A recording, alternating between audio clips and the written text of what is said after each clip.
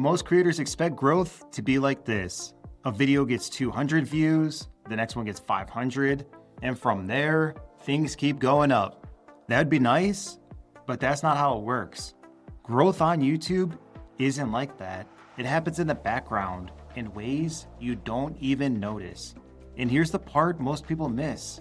A lot of creators quit right before things start to shift. Not because they failed, but because they didn't notice the early signs that their content was starting to get picked up. When you upload a new video, YouTube doesn't push it out to everyone at once. It starts small. It shows your video to a limited test group first, a mix of your subscribers and people who usually watch similar content. Then it watches what happens next. Do they click? Do they stay and watch? Or do they scroll away in a few seconds? Based on that, YouTube makes its next move. If the response is strong, it slowly expands the reach. If the response is weak, the video dies out fast. That's the system most creators underestimate. Now here's something important. In the early testing phase, click-through rate matters a lot. A CTR around 8 to 10% is often where things start to shift in your favor. If your video is consistently hitting that range in the first 24 to 48 hours, YouTube takes it as a strong signal that your title and thumbnail are working. Not just once, but across multiple uploads. That consistency matters more than a single spike. So if your recent videos are sitting in the 8 to 10% CTR range, even if the views feel low, don't ignore it. That's the system collecting data and deciding how far to push your content next. This is one of the clearest signals you can get. When YouTube starts pushing a channel, it doesn't just change the algorithm. It starts giving you access to features that weren't available before. One of the biggest ones in 2026 is the hype feature. If you're sitting somewhere between 500 and 500,000 subscribers, your viewers can now hype your videos. When they do, your video gets pushed into a dedicated leaderboard and can receive a short boost in the Explore feed.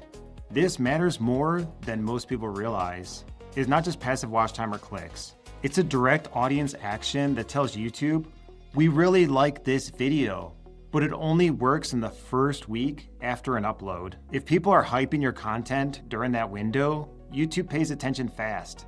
Then there's the community tab. In 2026, it unlocks at 500 subscribers. And if you suddenly see it appear on your channel, that's not random. It's YouTube giving you space to build a stronger relationship with your audience outside of your videos. Make sure you're using it. Here's something most people don't know. Polls usually perform the best. Some channels see around 10 to 15% of their subscribers interacting with a single poll. Every like, vote, or comment on those posts sends another signal that people care about your channel. And then there's thumbnail testing. YouTube allows you to test up to 3 thumbnails per video using the test and compare tool. It runs a built-in A/B test and shows each version to different viewers. But here's the key detail. It doesn't just look at clicks. It looks at watch time after the click. So the winning thumbnail is the one that brings in viewers that actually stay. If you see this feature in your studio, it means YouTube sees potential in your content and is giving you control to improve it. Use it properly, test different ideas, and don't guess. Channels that actively test thumbnails often see click-through rate improvements between 8 and 22% in controlled results. The pattern is simple. When YouTube gives you more tools, it expects you to use them, and channels that use them gain more reach over time. Now here's one of the most ignored signals on YouTube. Most creators only think about their newest upload.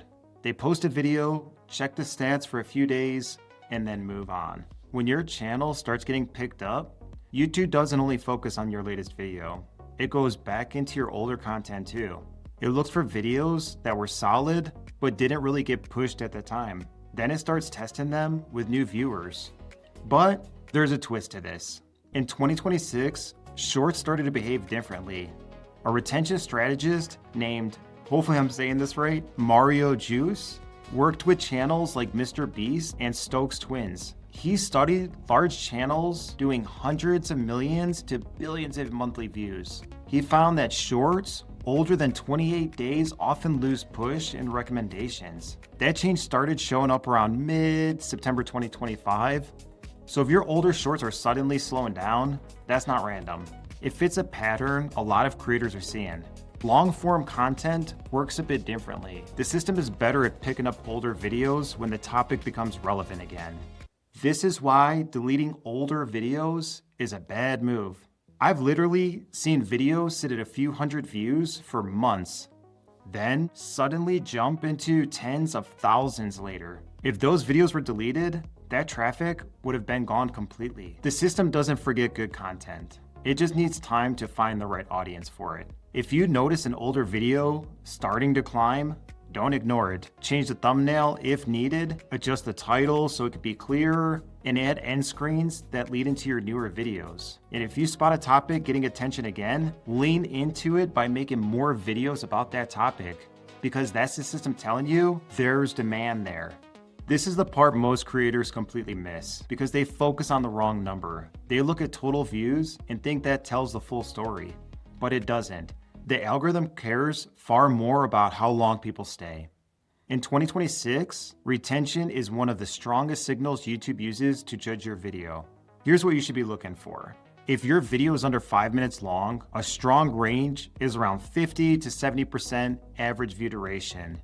If it's between 5 and 15 minutes, around 40 to 55% is solid.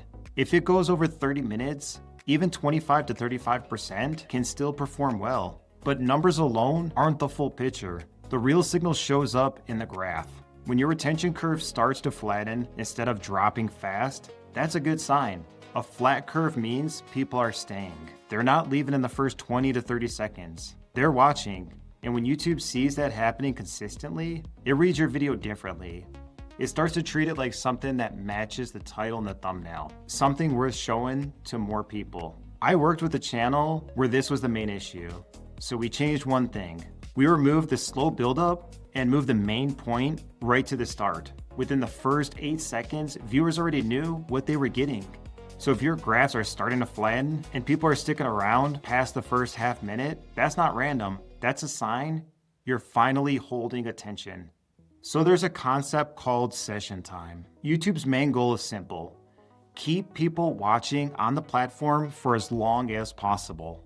So when someone watches your video and then clicks on another one, that's session time. If they watch your video and then move on to someone else's channel, that also counts. YouTube tracks it all.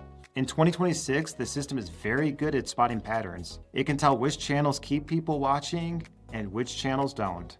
So if you're posted regularly, whether it's once a week or even twice a month, and your retention is strong, YouTube starts to treat your channel differently. It sees you as a stable source of content, and it becomes more willing to push your videos because it knows you're not going anywhere. I've seen this happen a lot. A channel gets one viral video, then goes quiet for months. When they finally come back, things don't feel the same. The audience has moved on, and the channel has lost the momentum in the system. The better move is the opposite. When you get traction, you keep going. You increase output, you stay active. Channels that post consistently, usually once or twice a week, tend to grow faster over time compared to channels that upload randomly, because the system starts to recognize a pattern it can trust, and that's what it responds to. If you're getting steady numbers, even if they're not huge yet, that's still progress. That's the system starting to take notice. Don't break that rhythm by slowing down too early. Most people quit because they think nothing is happening. They look at their views or subscribers and assume it's not working. But YouTube doesn't work like a random draw. It reacts to patterns over time. So with that being said, start noticing what's happening with your channel right now. Are your average views slowly climbing? Are a few videos getting more traction than others? Are people watching longer than before? Even small signs matter. The real question isn't whether YouTube will push your channel, it's whether you'll still be active when it does. If you've been seeing some of these signals, let us know in the comments below which one showed up first. And with that being said, I'll see you in the next one.